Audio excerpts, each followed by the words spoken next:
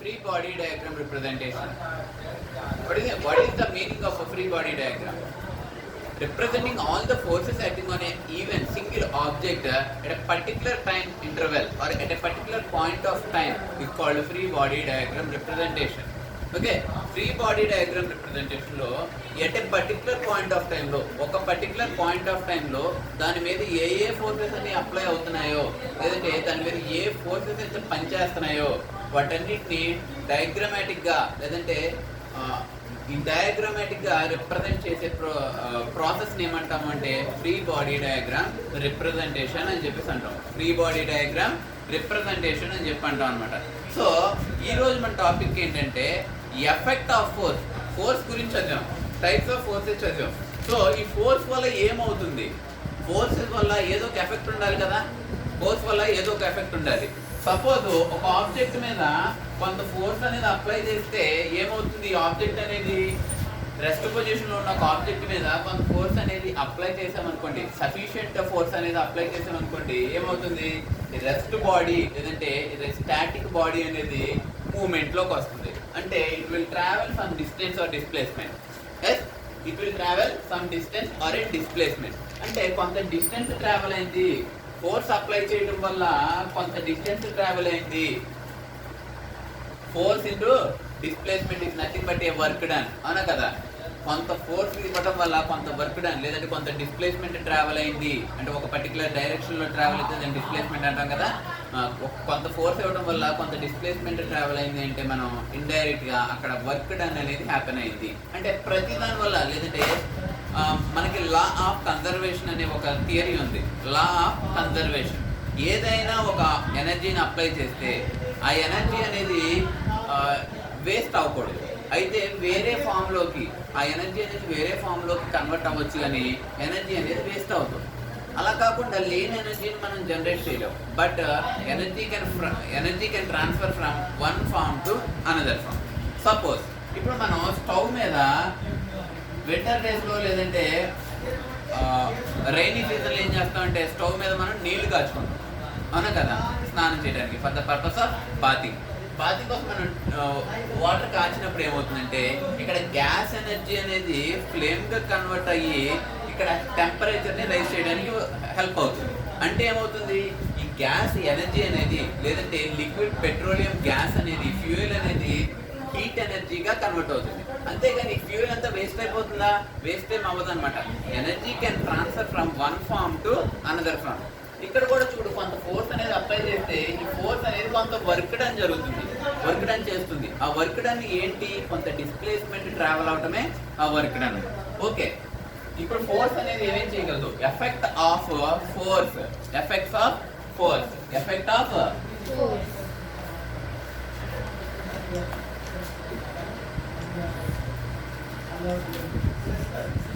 Effect of force on its state. Effect of force on its state and on its direction. Effect of force on its state or on its direction. అసలు చూడండి, suppose ఇక్కడ 5 kg wait ఉన్న ఒక body మీద నేను ఏం చేస్తున్నానంటే 10 newtons of ఫోర్స్ని అప్లై చేస్తున్నాను. I'm applying the 10 newtons of force on a particular object which is having 5 kg of weight or 5 kg of mass. ఏమవుతుంది, the body have to travel from its original state to some more state, some other state. ఓకేనా. ఇక్కడ ఏమవుతుందంటే కొంత force apply చేసినప్పుడు ఈ position నుండి వేరే పొజిషన్కి చేంజ్ అవుతుంది, అవునా కదా. ఇప్పుడు ఫోర్స్ అనేది ఏం చేస్తుంది, ఫోర్స్ అనేది కొంత ఎఫెక్ట్ ని చూపిస్తుంది. దేని మీద, స్టేట్ ఆఫ్ ఎన్ ఆబ్జెక్ట్. ఏదైనా ఒక బాడీ యొక్క స్టేట్ మీద ఫోర్స్ అప్లై చేస్తే అది దాని మీద ఎఫెక్ట్ అనేది చూపిస్తుంది. ఓకేనా. ఓకే, సపోజ్ ఇంకొక ఎగ్జాంపుల్ ఏంటంటే, ఇప్పుడు ఒక గన్ నుంచి నేను ఒక బుల్లెట్ ని ఫైర్ చేస్తాను.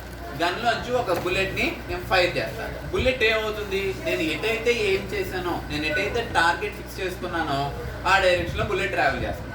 I right or no? Yes, I'm right. ఆ టార్గెట్ ఎటువైపు పెట్టుకుంటామో అటువైపు బుల్లెట్ ట్రావెల్ చేస్తుంది. కానీ ఆపోజిట్ డైరెక్షన్లో నేను ఇంకొక బుల్లెట్ దాన్ని తగిలేలా ఫైర్ చేస్తే ఏమవుతుంది, ఆ బుల్లెట్ యొక్క డైరెక్షన్ అనేది చేంజ్ అవుతుందా అవ్వట్లేదా? సరే, ఇంకా సింపుల్ ఎగ్జాంపుల్స్లో క్యారమ్ బోర్డు మనందరం క్యారమ్ బోర్డు ఆడుతున్నాం అనుకుందాం. క్యారమ్ బోర్డు ఆడినప్పుడు ఏమవుతుందంటే నేను స్ట్రైకర్ని కాయిన్ ఎయిమ్ చేసి నేను స్ట్రైక్ చేస్తాను. స్ట్రైక్ చేసిన తర్వాత కాయిన్ ఏమవుతుంది, స్ట్రైక్ అయిన తర్వాత మూవ్ అవుతుంది. కానీ స్ట్రైకర్ అనేది అప్పుడు దాకా స్ట్రైట్కి వెళ్ళింది, ఇటువైపు సమ్ అదర్ దాని యొక్క డైరెక్షన్ చేంజ్ చేసుకొని అది ట్రావెల్ చేస్తుంది. అంటే ఈ ఫోర్స్ అనేది స్టేట్ ఆఫ్ ద ఆబ్జెక్ట్ మీద and direction of the object మీద ఎఫెక్ట్ ని చూపిస్తుంది. Right or no? ఎస్. ఈ ఫోర్స్ అనేది 2 ఎఫెక్ట్స్ ని కాజ్ చేస్తుంది, 2 క్రైటీరియాస్ మీద ఎఫెక్ట్ ని కాజ్ చేస్తుంది. వన్ ఏంటంటే స్టేట్ ఆఫ్ ద ఆబ్జెక్ట్ అనేది చేంజ్ అవుతుంది. When we're applying the force on a particular object it will change its state or its direction. దాని యొక్క స్టేట్ అయినా చేంజ్ అవుతుంది, లేదంటే దాని యొక్క డైరెక్షన్ అయినా కూడా చేంజ్ అవుతుంది. Okay, and our next topic ఇది మనం చెప్పుకున్నట్టు 2 ఫ్యాక్టర్ మీద ఇన్ఫ్లుయెన్స్ చేస్తుంది. One is state of the object, first one is state of an object, and the second one is or the second factor is its on its direction.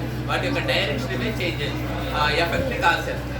And direction state తో పాటు ఇంకొక factor మీద కూడా force అనేది influence చేస్తుంది. ఆ force దేని మీద ఇన్ఫ్లుయెన్స్ చేస్తుందంటే షేప్ ఆఫ్ అన్ ఆబ్జెక్ట్. ఏదైనా ఒక ఆబ్జెక్ట్ మీద ఫోర్స్ అనేది అప్లై చేస్తే దాని యొక్క షేప్ కూడా చేంజ్ అవుతుంది. ఫర్ ఎగ్జాంపుల్ ఏంటంటే నేను ఒక బుక్ని నేను హోల్డ్ చేశాను. నేను ఏం చేస్తున్నాను అంటే బుక్కి ఒక పక్కన ఏం చేస్తున్నానంటే నేను కొంత ఫోర్స్ని అప్లై చేస్తాను.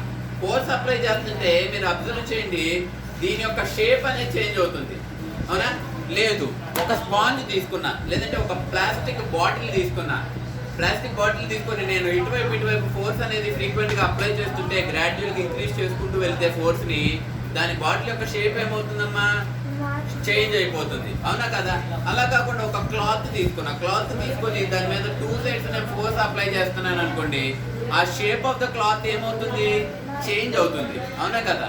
అంటే whenever we are applying a force on any object, it may either change the state of an object or it may either change the direction of an object or it may get the change in the shape of an object. ఏవైనా 3 factors మీద ఏదో ఒక factor మీద ఖచ్చితంగా దాని యొక్క influence అనేది ఉంటుంది. దేని యొక్క ఇన్ఫ్లుయెన్స్ ఉంటుంది? ఫోర్స్ యొక్క ఇన్ఫ్లుయెన్స్ అనేది ఖచ్చితంగా ఏదో ఒక ఫ్యాక్టర్ మీద ఉంటుంది. అండ్ థర్డ్ వన్ ఏంటమ్మా, shape of an object.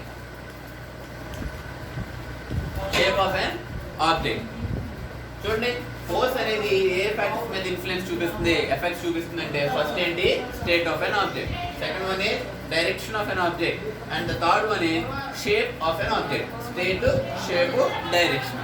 Okay, these are the 3 factors which is influenced by the force applying, and our next topic is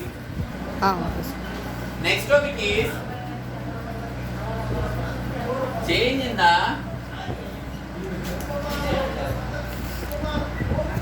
simply effect of force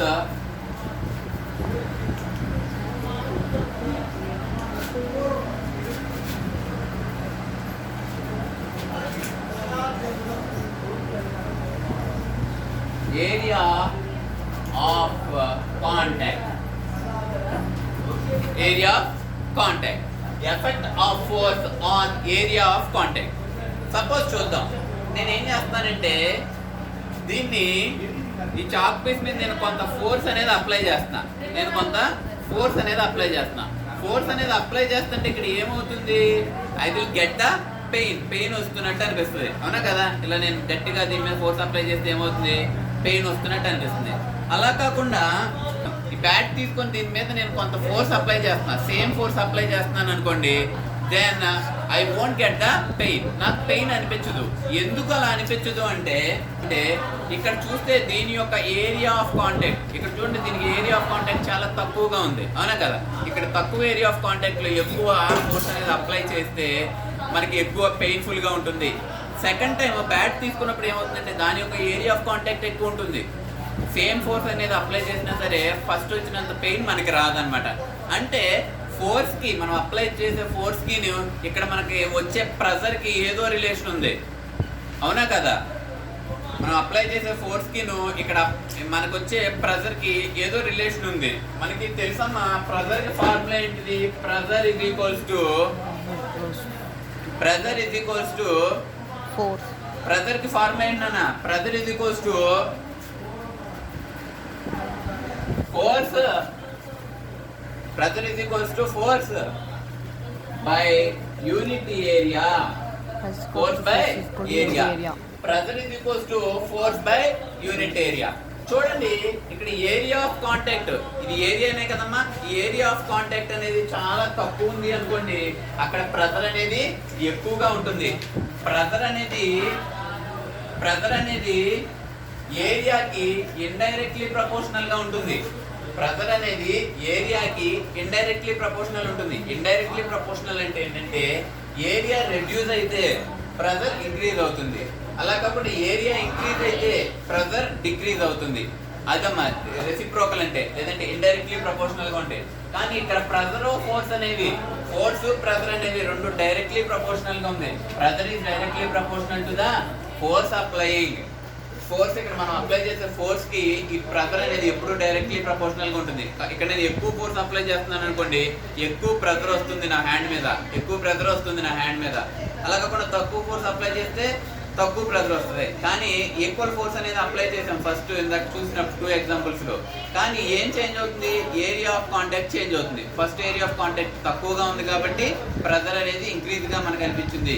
second కేసులో area of contact అనేది తక్కువగా ఉంది కాబట్టి, ఎక్కువగా ఉంది కాబట్టి pressure applying అనేది తక్కువగా మనం అబ్జర్వ్ చేసామమ్మా. This is the relation between the pressure, force and the area of contact. And I will go to the next topic, find the effect of force. ఇప్పుడు దాకా కూడా అబ్జర్వ్ చేసింది ఏంటిది? ఫోర్స్ యొక్క ఎఫెక్ట్ ని మనం అబ్జర్వ్ చేసాం. మళ్ళీ కూడా వేరే ఒక ఎగ్జాంపుల్ తీసుకొని ఎఫెక్ట్ ఆఫ్ ఫోర్స్ ఎలా ఉంటుందో మీకు ఎక్స్ప్లెయిన్ చేయాలనుకుంటున్నాను అనమాట. సపోజ్ నేను ఏం చేస్తానంటే, నేను 2 బౌల్స్ తీసుకుంటున్నా, 2 వెసల్స్ తీసుకుంటున్నా సింపుల్ గా. ఈ వెసల్స్ లో నేను ఏం ఫిల్అప్ చేస్తాను అంటే, నేను శాండ్ తో ఫిల్ చేస్తాను. దీన్ని దేంతో? శాండ్ తో ఫిల్ చేస్తా, ఇసుక. ఓకేనా? 2 వెసల్స్ తీసుకొని నేను ఈ 2 వెసల్స్ ని దేంతో ఫిల్అప్ చేస్తాను అంటే శాండ్ తో ఫిల్అప్ చేస్తా. సేమ్ వాల్యూమ్ ఉన్నది లేదంటే సేమ్ వెయిట్ ఉన్న 2 బ్రిక్స్ ని తీసుకుంటా. బ్రిక్స్ అంటే తెలుసు కదమ్మా, ఇటుకరాలు తీసుకుంటా అనమాట. 2 బ్రిక్స్ ని తీసుకొని ఏం చేస్తాను అంటే, కొంత హైట్ నుండి, లేదు అంటే కనుక సరే దీని మీద ఏం చేస్తానంటే నిలువుగా నేను ఒక బ్రిక్ ని పెడతా. నిలువుగా ఈ స్టాండ్ లో నేను ఒక బ్రిక్ ని స్టాండ్ చేసేలాగా పెట్టుకుంటాను అనమాట. అండ్ సెకండ్ దాని మీద కూడా నేను ఒక బ్రిక్ ని పెడతాను, కానీ ఇది అడ్డంగా తీసుకుంటా. ఓకేనా? ఫస్ట్ కేసు ఎలా తీసుకున్నాను? వెర్టికల్ గా తీసుకున్నాను. సెకండ్ కేసులో ఎలా తీసుకున్నాను? హారిజాంటల్ గా తీసుకున్నాను. కానీ ఈ 2 బ్రిక్స్ యొక్క వెయిట్ అనేది ఈక్వలా కాదా? Equal wait. కానీ ఇక్కడ చూస్తే కనుక ఇక్కడ area of contact with the sand అనేది ఇక్కడ తక్కువగా ఉంటుంది. ఏరియా ఆఫ్ కాంటాక్ట్ అనేది తక్కువగా ఉంటుంది. ఇక్కడ ఏరియా ఆఫ్ కాంటాక్ట్ అనేది ఎక్కువగా ఉంటుంది. మనం ఏం అబ్జర్వ్ చేస్తామంటే, ఈ శాండ్ లో చిన్న గొయ్యిలాగా, చిన్న గుంటలాగా వాక్యూమ్ అనేది ఇక్కడ ఎపియర్ అవటం మనం అబ్జర్వ్ చేస్తాం, అవునా కదా? చిన్న గుంటలా పడటం మనం అబ్జర్వ్ చేస్తాం. ఇందులో కూడా చిన్న గుంటలా పడటం అబ్జర్వ్ చేస్తాం.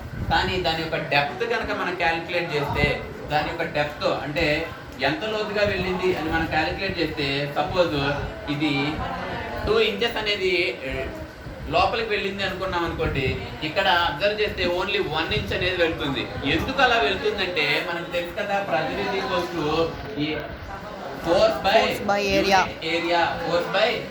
ఇక్కడ ఏరియా ఆఫ్ కాంటాక్ట్ అనేది తక్కువగా ఉండటం వల్ల ప్రెజర్ అనేది ఇంక్రీజ్ అయ్యి దీని యొక్క డెప్త్ అనేది ఇంక్రీజ్ అయింది, అవునా?